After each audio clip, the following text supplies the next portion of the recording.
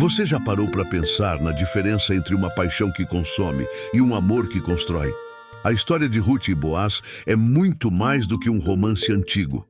É um retrato vívido de como Deus pode tecer uma história de amor em meio a ruínas, onde tudo parecia perdido.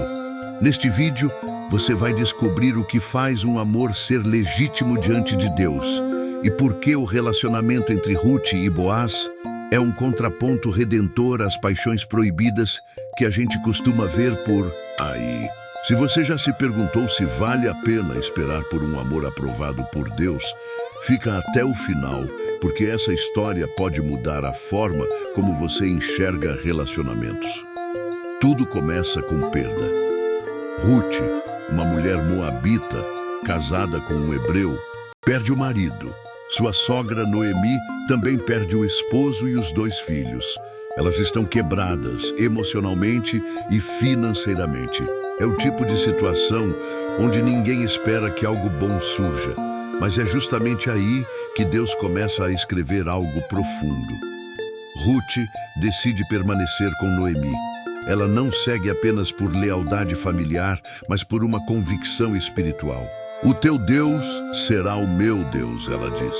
Ali começa uma jornada não apenas geográfica, mas espiritual, de restauração e propósito. Ao chegarem em Belém, as duas estão em situação de extrema vulnerabilidade. Ruth vai para os campos, colher espigas que sobravam numa prática conhecida como respigar, um direito reservado aos pobres e estrangeiros. Mas o que parece uma coincidência, ela entrar justo no campo de Boaz, é na verdade o primeiro sinal de que Deus está conduzindo a narrativa. Boaz não era apenas um homem rico. Ele era um parente resgatador, alguém que podia legalmente restaurar a linhagem familiar de Noemi. Mas o que chama a atenção não é a posição dele, e sim sua postura. Quando vê Ruth, Boaz a trata com uma dignidade rara. Ele não se aproxima com segundas intenções, não a seduz com promessas vazias, nem se aproveita de sua condição. O relacionamento deles vai sendo construído em silêncio. Ruth trabalha com dedicação. Boaz observa. Ele a protege dos trabalhadores, a alimenta, permite que leve mais do que o esperado para casa. Ruth, por sua vez, respeita Boaz, não exige, não força nada. Ela espera. E é Noemi quem, com sabedoria, orienta Ruth sobre os próximos passos. A visita de Ruth à eira, onde Boaz dormia após a colheita, poderia facilmente ser mal interpretada. Ali estava o ponto decisivo. O risco de uma paixão impulsiva ou a chance de um amor redentor. Mas tudo é conduzido com honra. Ruth se deita aos pés de Boaz, não ao lado. É um gesto simbólico de humildade e pedido de redenção, não de sedução. Boaz entende. Ele não toca nela. Ele ouve, acolhe e age com integridade. Naquela mesma noite, Boaz promete resolver a situação. Mas mesmo assim, ele não pula etapas. Antes de se unir a Ruth, ele busca um outro parente que, pela lei, teria prioridade. Boaz dá a esse homem a chance de cumprir o dever de resgate. Quando o homem recusa, Boaz assume a responsabilidade diante das autoridades da cidade, com transparência e honra. Não há segredos, não há fugas, não há atalhos. O casamento de Boaz e Ruth não nasce de uma paixão descontrolada, mas de um amor moldado pela fidelidade, pela lei e pela graça. Essa história contrasta fortemente com tantos relacionamentos que a gente vê hoje. Guiados pelo desejo imediato, pela falta de compromisso, pela ausência de direção espiritual. Paixões proibidas parecem intensas, mas são como fogo de palha. Já o amor legítimo, como o de Ruth e Boaz, cresce devagar, mas permanece.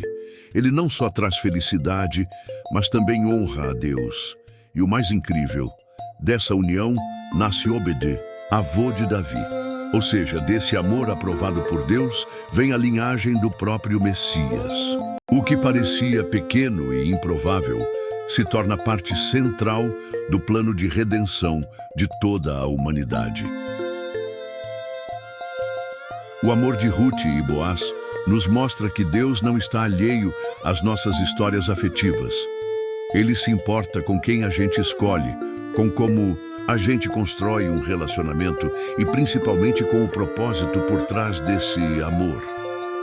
Ruth não buscava um marido, ela buscava obedecer.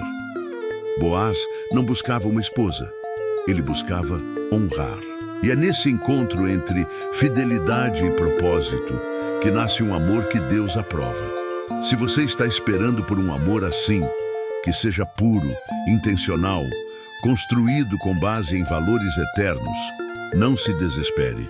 O tempo de Deus não atrasa e a história que Ele escreve vai muito além das nossas expectativas. Confie no processo, mantenha sua integridade e não se conforme com menos do que um amor que reflete a vontade dele.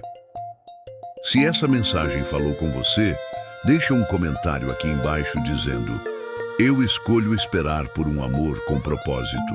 Não esquece de curtir o vídeo, se inscrever no canal e ativar o sininho para não perder os próximos conteúdos. E compartilha com alguém que precisa ouvir isso hoje. Até a próxima!